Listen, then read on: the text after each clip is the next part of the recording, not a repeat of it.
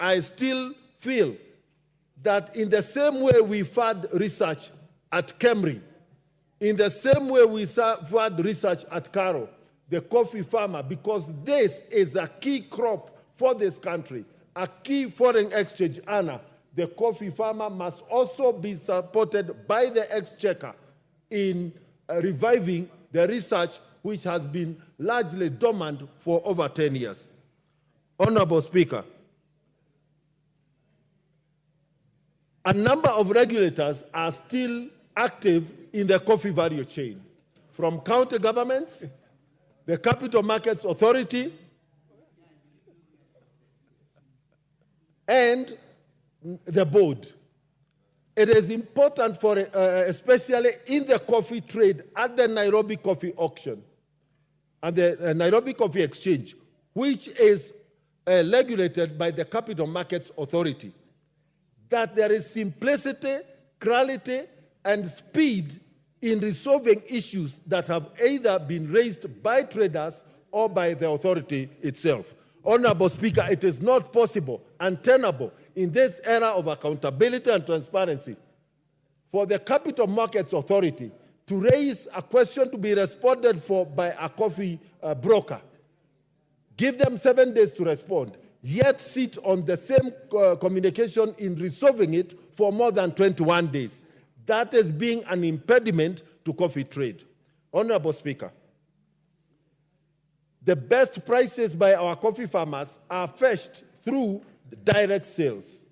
Direct sales must be allowed to thrive and not frustrated in this country. That is where our farmers are able to get better prices over and above the prices at the auction. Direct sales must be allowed to complement the sales at the Nairobi Coffee Exchange, and therefore the clarity to the route to the market for direct sales, clarity for settlement, and speedy resolution, and the number of bureaucracies and the number of offices required lying in between the conclusion and the agreement of the price and the export of the commodity by the buyer must be streamlined and simplified. In fact, ideally, we should see in this law direct sales having a one-stop shop. Honorable Speaker,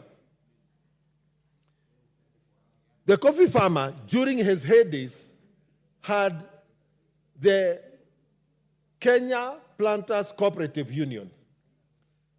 Those assets were mismanaged.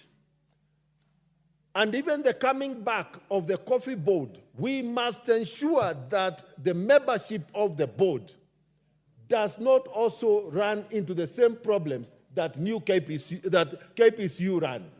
New KPCU today is a parastatal, and the question of how this parastatal will continue to operate alongside the coffee board needs to be clarified. Honorable Speaker, the milling capacity in this country has been competing for very low volumes. And the area of milling has been used traditionally. Actually, the milling area had been the home and the den of cartels. Whereas the new reforms have disrupted the horizontal integration, Honorable Speaker, we cannot remove the old cartels and create a new dominant cartel to carry out the same roles that we were saying have caused suffering to the farmers. Honorable Speaker, it is not possible for millers and brokerage agents and brokerage firms to participate in direct trade, in direct sales, and therefore we must provide for punitive penalties for the players who violate the provisions of this law. Honorable Speaker, the question of financing production of coffee is central to the revival of the coffee business in this country. And therefore we must have clarity and predictable